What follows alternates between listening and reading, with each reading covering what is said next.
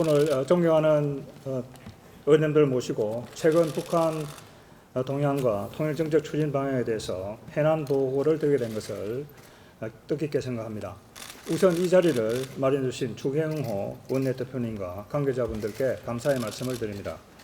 아울러 바쁘신 가운데에도 함께 자리를 해주신 많은 의원님들께도 깊은 감사의 말씀을 드립니다. 우선 한반도를 둘러싼 대내외 정책 환경에 대해서 간단하게 말씀드리도록 하겠습니다. 국제적으로는 미국과 중국 사이에 전략 경쟁이 심화되고 있고 우크라이나 전쟁이 지속되고 있으며 이스라엘 팔레스타인 전쟁이 장기화되면서 국제 정세의 불안정성과 불확실성이 지속되고 있습니다.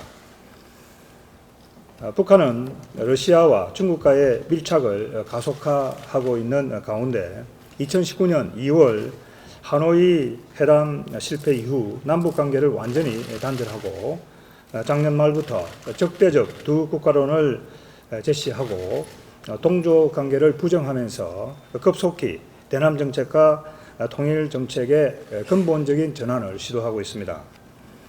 우리 내부적으로는 올해가 민족 공동체 통일 방안 발표 30년이 됩니다.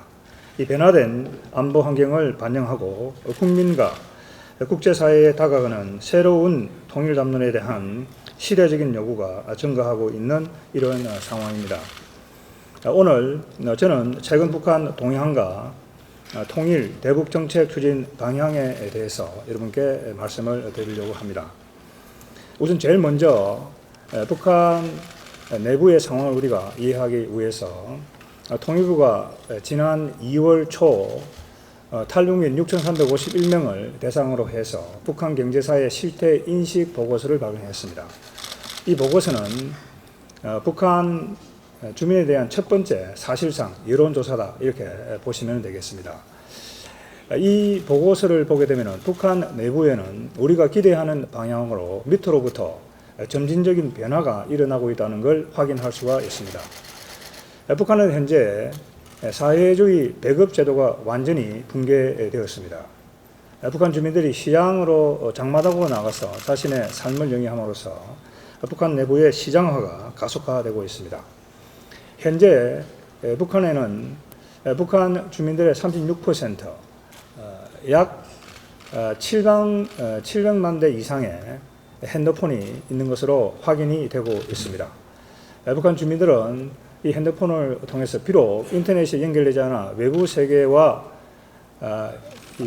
쉽게 정보를 접할 수는 없습니다만은 그들 사이에 정보 소통이 이루어지고 있고 이 핸드폰을 이용해서 USB를 이용하거나 이런 방식으로 한국 드라마 등을 보고 있는 이런 현상이 일어나고 있습니다. 정보화, 시장화가 가속화되고 있는 그런 상황입니다.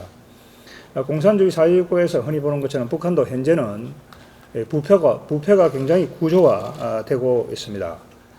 이 조사를 보게 되면 탈북민 50% 이상이 뇌물을 북한에 있을 때 주었다라고 하는 그러한 경험을 이야기하고 있습니다.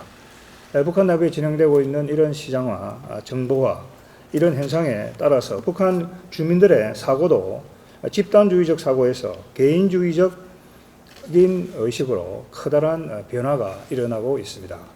정권보다는 내 개인, 내 가족의 삶이 중요하다라고 하는 방향으로 주민들의 의식이 변화하고 있고 북한 체제에 대한 불신도 점점 더 심화되고 있는 것으로 이렇게 보입니다.